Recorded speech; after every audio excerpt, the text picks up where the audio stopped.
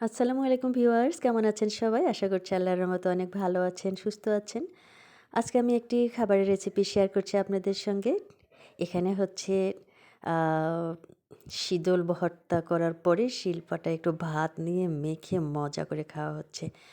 আজকে দুপুরের রেসিপি ছিল হচ্ছে সিদ্ধ সবজির সাথে গরম ভাত দিয়ে শীতল ভর্তা। আমরা বাড়িতে শীতল তৈরি করেছিলাম।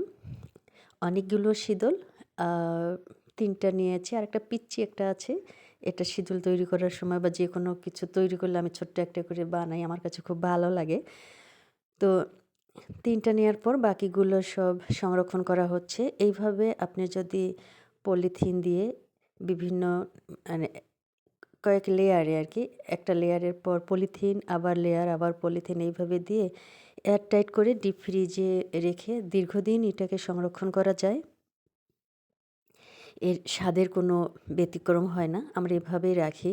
আমরা ১৫০, ২০০, ২৫০ পর্যন্ত আমরা তৈরি করি। আর এটা হচ্ছে আমার আত্মীয়ের কাছ থেকে আজকে একটি ক্যাকটাস এবং একটি পাতাবাহার নিয়ে আসছি। খুব সুন্দর লাগছিল। এত সুন্দর ফুলটা দেখে মন মানছিল না, নিয়ে আসছি।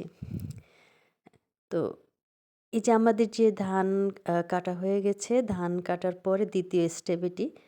ছোটবেলায় দেখতাম যে অনেক বড়, বড় পিঁড়ার মধ্যে অথবা ড্রামের মধ্যে ধান একটা, একটা করে আটি নিয়ে বাড়ি দিয়ে ধান মাড়াই করত।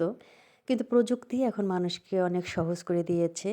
এটি আমাদের গ্রামে প্রচলন আছে। এটা শ্যালো দিয়ে চালু করা হয়। আরেকটা আছে, সেটা কৃষি অফিস থেকে পাওয়া যায়। ওটা ভাড়ায় নিতে হয়। সেটা জমিতেই ধানটা কাটার সময় এক সাইডে ধান চলে আসে, আরেক সাইডে আর নিচ দিয়ে খড়গুলো কেটে দেয়। এটা একটা অত্যাধুনিক প্রযুক্তি। তো ওটা আমরা কখনো নেইনি। অনেক বেশি প্লট যাদের তাদের জন্য ওটা সুবিধা। তো এই ছিল আমার আজকের ভিডিও।